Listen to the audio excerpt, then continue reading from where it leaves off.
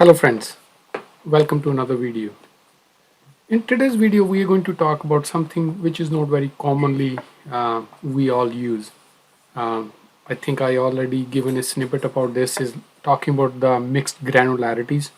What does that means is that on x-axis in this particular example here, that we are going to see year, month, date at the same level.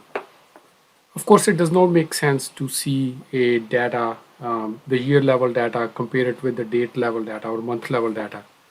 But there are use cases. Actually, I never came across this before, and this was mainly the question posted on Power BI community forum. And the idea about this video is to just to provide how you can achieve if you come across certain kind of request, like what you need to do in terms of making changes in your data model, what the DAX needs to be. And recently I came across this question from one of my client, is like, you want to see the average sales, or I think it was average rejection, manufacturing industry average rejection percent per month, but again want to most recent month, he wanted to see most recent year, he want to see the details by month, but previous years he want to see by year, not the at the month level. So on the same x-axis, so last 5 years for example is showing the average rejection rate by year, but for the most recent year show it by month. Now that comparison does make sense. But in this particular example, I'm just going to take sales as an example to show sales, and on x-axis we're going to see the year, month, and date at the same time. And this video is going to be two-part video, and today's video I'm just going to show like what we need to do in terms of data model, what we need to do in terms of DAX. And tomorrow's video, the another video, the part 2 video, it's going to be where we will have the most recent year will be shown by month, but the previous years will be shown at the year level, not at the month level. So let's look at Power BI, look at the data, and then start building this solution from scratch. Let's get to Power BI. So the first and the foremost thing what we need to do here is, again, I just want to quickly show you guys the model. There's nothing special about model. We have a sales table and then we have a calendar table. So very two simple basic tables. But this is a table, a calculated table which I created in our model from the date table. So I just want to walk through this table because this is the core of the whole solution. So what we did in here is, I call this table is calendar x-axis V2 because I was experimenting. There was V1, so this is V2 what I finalized with. So first we're going to select columns from calendar date. So what it is giving is just giving us a table of all the dates from our calendar table. And what we're doing here is, then I'm adding the each granularity I want to mix together. So we are mixing year, month, and date. If we want to year, quarter, month, week, date, then we will further expand on this one, but the concept is going to be the same.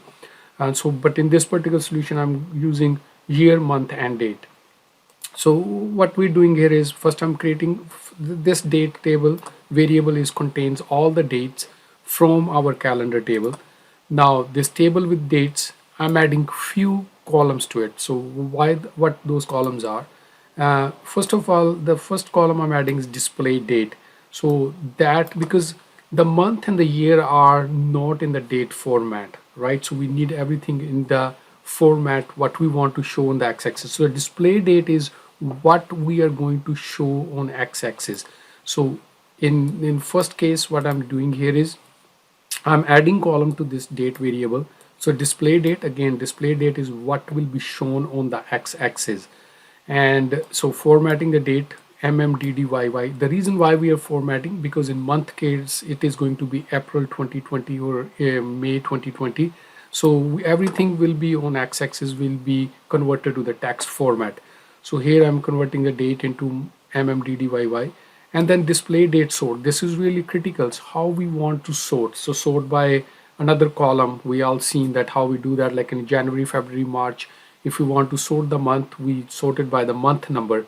Otherwise, if we don't sort our months with the month number, then it will show April as the first because it will sort it alphabetically. So this is critical, the column here. So display date sort, in case of display date, when my granularity is date, again the period is the granularity.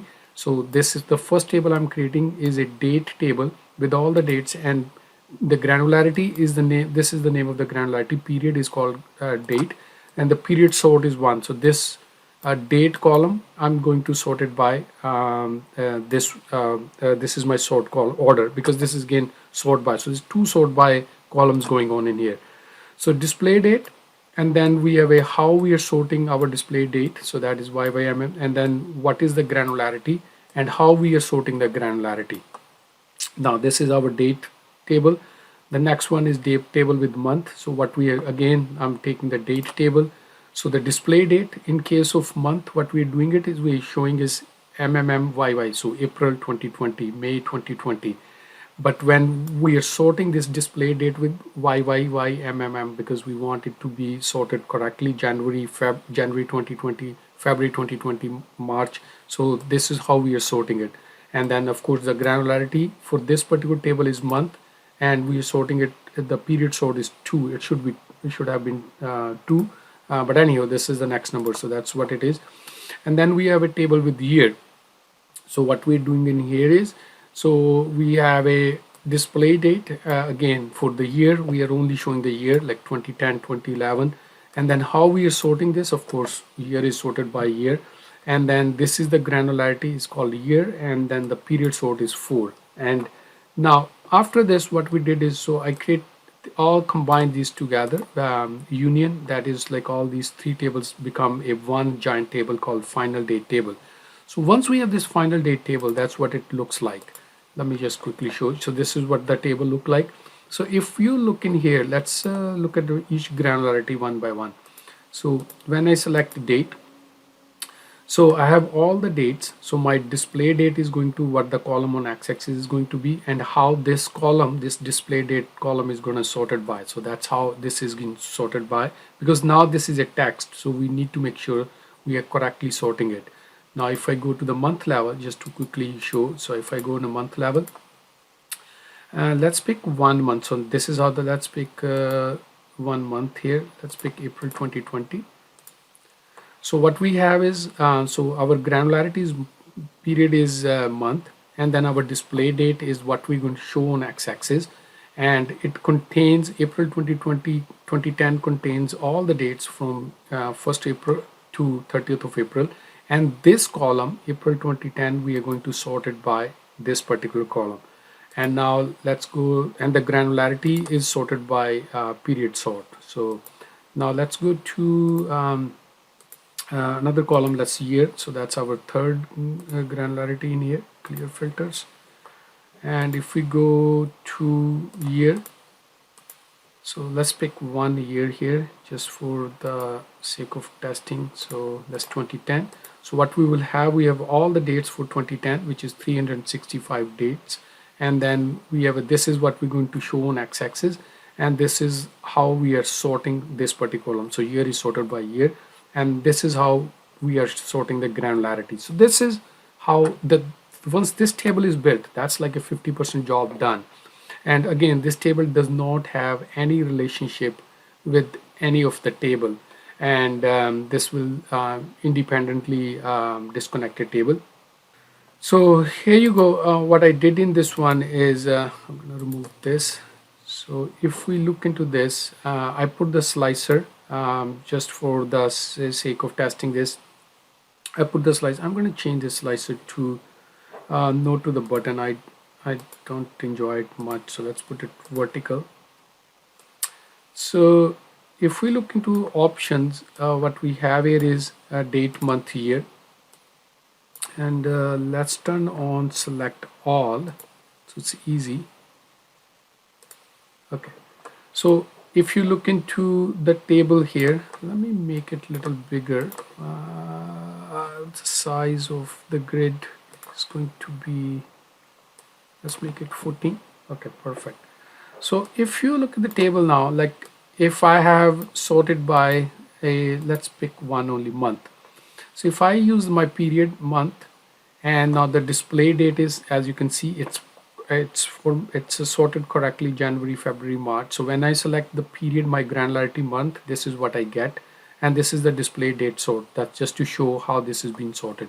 So if I click year, so as you can see now my period is year, my display date is this, and this is how it is being sorted.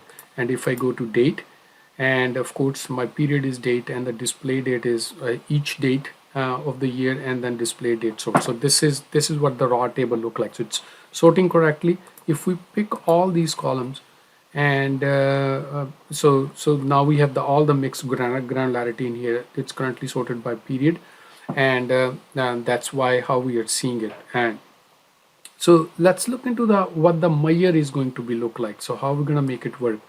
So the first and the foremost thing is, what we need to do is, our sales table does not have a relationship with this particular table. And now I'm gonna remove this from here for a second. So just keep these two columns. And first let's add a measure which will be called as a maybe let's call it sales with mixed granularity. So what we need to do here is it's pretty straightforward at the high level. So sales is just a sum of sales. So we can take advantage of treat as. So what we are treating as, so we have the we take the values from our calendar V2 table, we take the date, and then filter our date table. So calendar date table. So what we're doing here is, just to clarify, so sales is a sum of sales from our sales table, and calendar table has a relationship with the sales table. So if we're filtering anything on a calendar table, it will automatically filter the sales table as well. So what we're doing here is, we're taking the date, the list of dates, or a table of dates. I did a video on values and keep filters, how we are using in my solution. So here what we're doing is, at each row level, when I'm at the date level, at this level, I will get the value of one date, which is 20th of June, sorry, this is 6 month. And then I'm taking that values and that table and filtering my calendar table. And once I filter my calendar table, it will filter my sales table. And if I'm looking at the month level in my granularity, so if I'm, let's say, April 2020, so that will give me, this values will return me a table of all the dates in April 2020. Those will be 1st April 2022, 30th of April of 2020, and then that date and this particular table and of the dates of all the April 2020 will filter my calendar table, and then I will get the sales for April 2020. So, and when I'm in the year level, let's say I'm at 2020, looking at the year level, so it will give me the dates of the full year, 1st January 2020 to 31st December 2020. And now, so this will return me the full year date range. And then I'm taking the date range and filtering my calendar table. And then my calendar table is filtering my sales table. And then we can get the sales at the each granularity. So let's see how this would look like. Let me use this measure. All right, here. So let me remove the date because there's so many dates. So let's look at the data at, I'm gonna sort it by display date. See, now this is correctly sorted.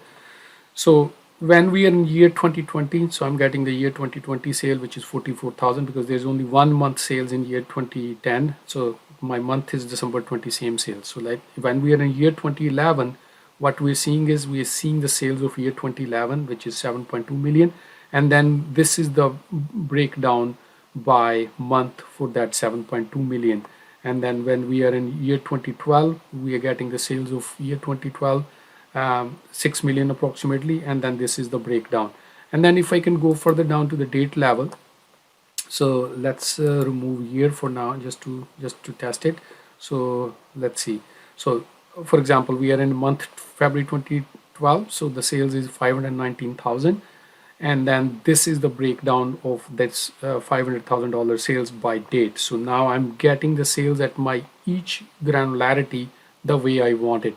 And now if I want to visualize this, I can just go here, and again in sales case it might not look great because the per day sales is very very small, but if something is on average level, this will work perfectly fine. So if I'm so here you go. What we have here is I have a sales by month on x-axis, and then I also have it broken down by the date. And if I go year and remove the date, so I can have the year bar and then all the months, then the year bar and then all the months, then year bar and all the months, depending how you want to sort it. You guys want all the dates, years at the first and at the last, depending what you want. So everything is going to be in the display sort column. So that's what is sorting out everything. So now once we have this, we can further extend this.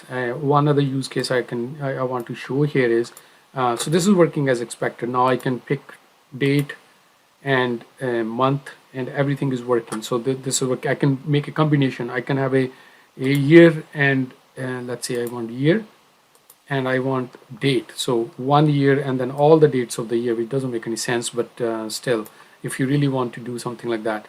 So this is pretty flexible at this point of time. Now, one thing we want to add here is, let's say we want that each period we want to show this as a different color. So how we can do that? So let's add a measure for the conditional color. So let's call it period.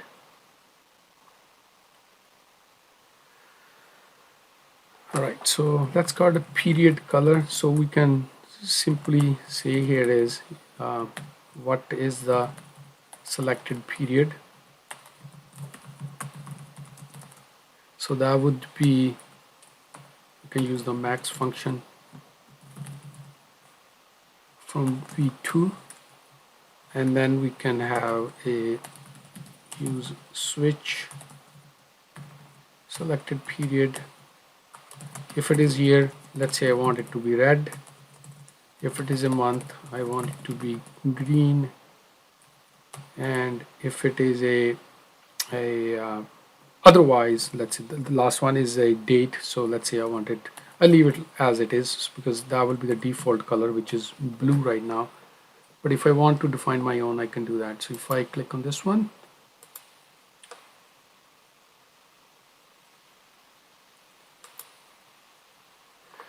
and then go to my data colors, and in FX, oh, already something I'm just trying, so it's a wrong layer I'm using. So period color, okay, here you go. So now we have a month, year at red, month green, and if I select date, that will be blue, the default color. And if I remove the year, so now I have a green and blue. So now we can you can actually conditional formatting and do all that stuff. Now there's one catch with all this thing is, and if you really want to extend this, let's say in my calendar I have tons of visual on my page. Most of those visuals are based on the calendar table, but this one is a special visual on the page which showing the mixed granularity. Now there's a use case. Let's say for example I want a slicer from my calendar table which filter all other visuals, but I also want this visual to be get filtered as well. So let's test if will that work or not. So of course it would not. Let's say I took the slicer from my calendar table again to make sure it's from my calendar table, because why I'm using calendar slicer from calendar table, because the calendar table is a common dimension between all the visuals and all the fact tables, and then slicer I'm using from my calendar table. So let's say if I want it to be filtered on 2012. Now of course nothing will happen because this particular table, or the new table which we created, it's a disconnected. Any slicer or anything we're doing on our through other dimension tables in our model, it would not have the impact on our disconnected table. So what we need to do is we need to further extend this our measure to to make that happen. So what I will do, I will take that in part 2 of the video, where we will do two things. the first thing we will do is we will take advantage of how we can filter our measure, and so that when I select 2012 I only see 2012 here. And also we will do one more thing. I wanted it to be, for example, I want my year and month on the bar, but I want my dates to be shown as a line chart. So how we can enhance that? So two things in the part 2 video. The first part we will do is to so that it filter our measure based on the slicer from a calendar table, and second, we will see date as a line chart, the date granularity as a line chart, but year and month as in a bar chart. So stay tuned, and do subscribe my channel for the next video in this one, and let me know what you guys think about this. Until next video, have a good day. Bye for now. Thanks for watching. Thank you.